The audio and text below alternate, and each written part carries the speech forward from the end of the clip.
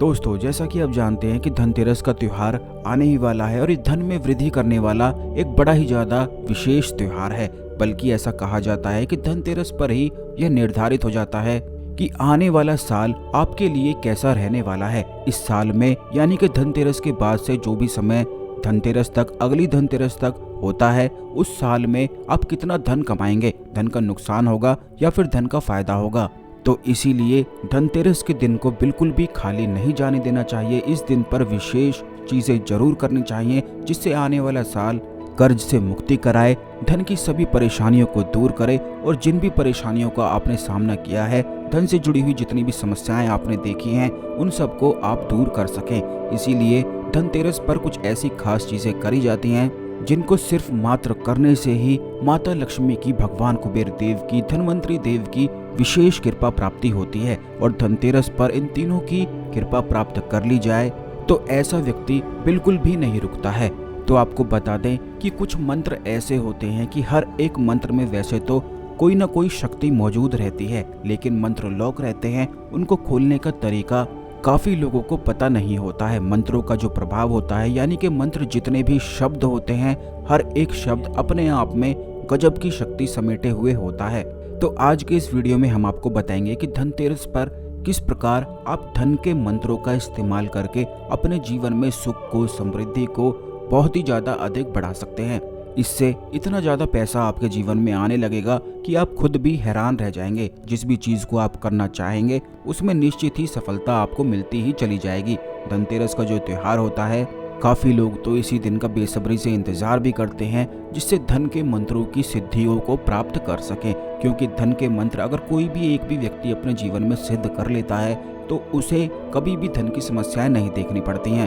फिर वह धन कमाता ही चला जाता है और जो भी चीज की इच्छा करता है वह चीज खुद ही उसके पास अपने आप ही आ जाती है। यानी कि उस व्यक्ति का सौभाग्य बड़ा ही ज्यादा प्रबल और प्रचंड हो जाता है।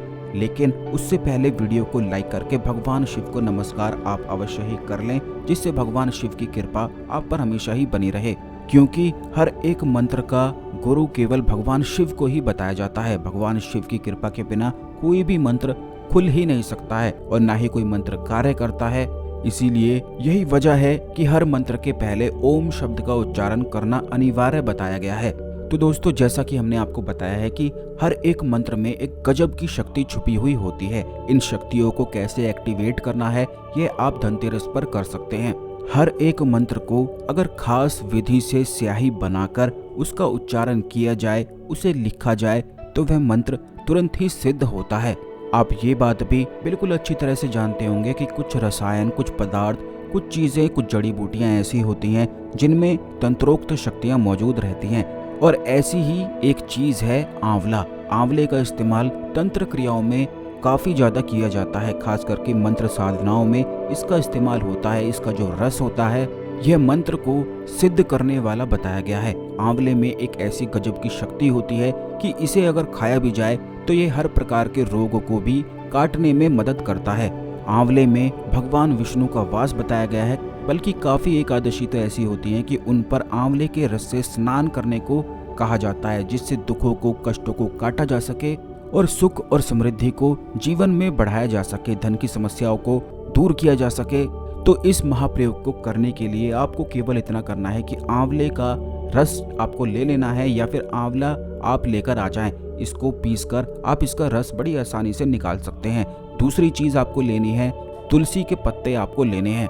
इन सभी चीजों को बिल्कुल अच्छी तरह से घोट लेने के बाद आपको इसका रस तैयार कर लेना है। यह एक चमत्कारी स्याही के रूप में कार्य करता है। जब आप इस चमत्कारी स्याही का इस्तेमाल करेंगे तो इससे जो भी मंत्र आप लिखेंगे वह सिद्ध होता चला जाएगा। और धनतेरस का दिन धन की वृद्धि को बढ़ाने वाला दिन होता है, तो ऐसे दिन को बिल्कुल भी खाली नहीं जाने देना चाहिए। लेकिन आपको इस बात का ध्यान रखना है कि आंवला और तुलसी का इस्तेमाल केवल भगवान विष्णु और माता लक्ष्मी के मंत्रों के जाप के लिए करना है या फिर मंत्रों को सिद्ध करने के लिए करना है।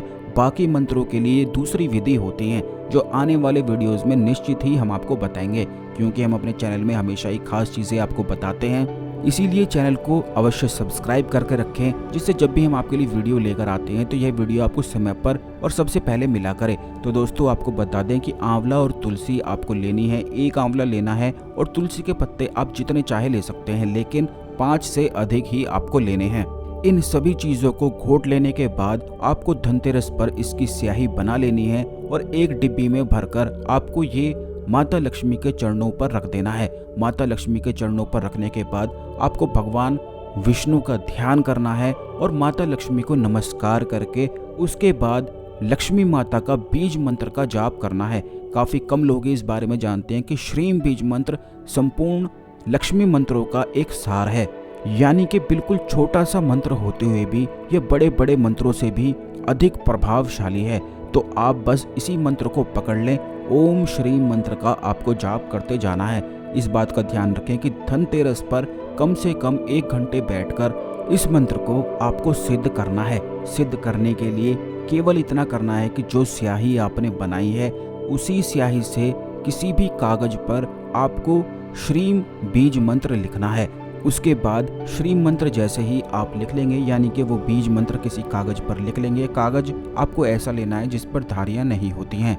श्रीम बीज जैसे आप लिख लेंगे तो उसके ऊपर आपको फिर सिंदूर और थोड़े चावल रखने के बाद उसी जहाँ पर आपने श्रीम बीज मंत्र लिखा है उसी पर तराटक करते हुए श्रीम बीज मंत्र का 1 घंटे जाप करते जाना है। जैसे ही आप इस प्रयोग को करेंगे तो अगले दिन से ही ऐसा प्रभाव आपके जीवन में आने लग जाएगा कि धन इतना अधिक बढ़ जाएगा कि आप खुद भी सोचते रह जाएंगे। जिन लोगों को नौकरी या व्यवसाय में कोई भी उन्नति प्राप्त नहीं होती है उन्हें धनतेरस पर इस प्रयोग को जरूर ही करना चाहिए। जो लोग यह चाहते हैं कि उन्होंने नया नया व्यवसाय शुरू करा है और उनका व्यवसाय अच्छा चले और आगे वो बढ़ते ही चले जाएं, तो धनतेरस पर आप इस प्रयोग को बिल्कुल अवश्य करके देखें, क्योंकि अगले दिन से ही बिल्कुल इस प्रयोग के प्रभाव इस प्रकार से खुलते हैं कि जीवन ही बिल्कुल बदल जाता है। फिर उसके बाद आपको ये ध्यान रखना है कि धनतेरस पर यह महाप्रयोग करना है और उसके बाद अगले दिन से आप श्रीम श्रीम बीज मंत्र का कैसे भी जाप कर सकते हैं, यानी कि